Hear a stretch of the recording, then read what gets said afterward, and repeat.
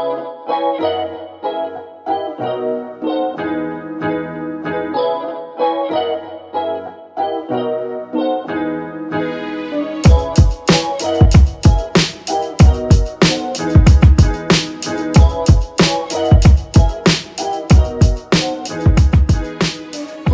je m'appelle Camille et je suis créatrice de la marque de bijoux Helmut Paris. À la base, je voulais travailler dans la couleur et dans la mode, sauf que mon père il n'avait pas prévu que je fasse ça, donc j'ai fait un bac scientifique. Et après j'ai fait un BTS communication des entreprises. Et après j'ai fait 1 an de dessin en Belgique. Et après j'ai fait 2 ans de formation pour faire de la création publicitaire. Donc ça c'était chouette. Et après j'ai travaillé en agence de pub pendant 4 ans. Et ça c'était moins chouette. Et après j'ai décidé de lancer la marque. En fait j'avais déjà lancé la marque quand j'étais en agence. Et j'ai tout fait un peu en agence et j'avais envie de faire avancer la marque. Donc j'ai quitté l'agence il y a 3 ans. Ça commence à faire beaucoup. Pour me mettre à mon compte sur la marque. Donc en fait j'ai une formation de graphiste DA. Et qui est pas spécialement la formation qu'on attend quand on fait des bijoux, mais c'est une façon différente justement de composer. Pourquoi j'ai décidé de faire des bijoux? Parce que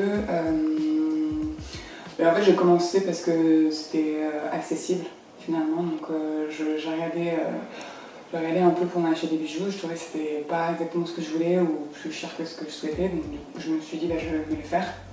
Et en fait j'ai eu une grosse partie de création qui était plus de l'assemblage en fait, des pièces qui existaient qu'on assemble ensemble.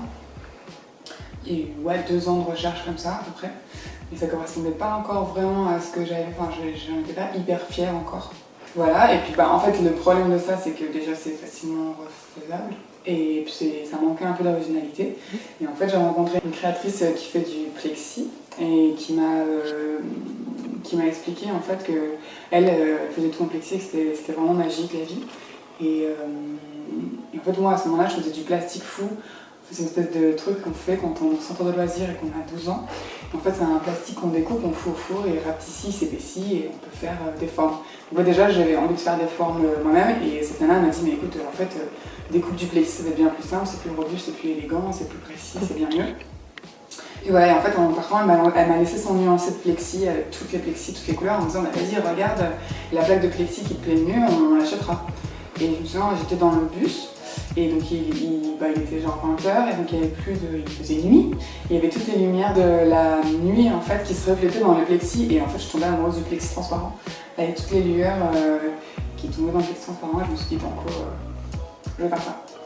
Voilà, donc c'est là-dessus que je suis partie et en fait après je me suis dit que j'allais graver plutôt que le percer parce que je trouvais que c'était plus fin, c'était un peu moins ce qu'on avait l'habitude de voir. Et voilà, en fait c'est comme ça que c'est lancé Helmut Paris.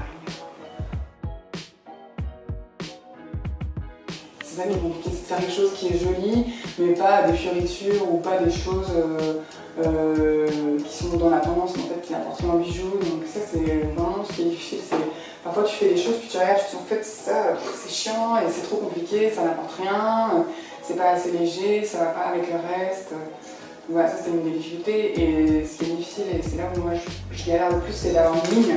Même si voilà, l'univers d'Helmut, souvent on me dit t'as un univers vraiment propre à toi, donc et c'est vraiment super compliqué de rester dans cette ligne, d'avoir des bijoux en plexi.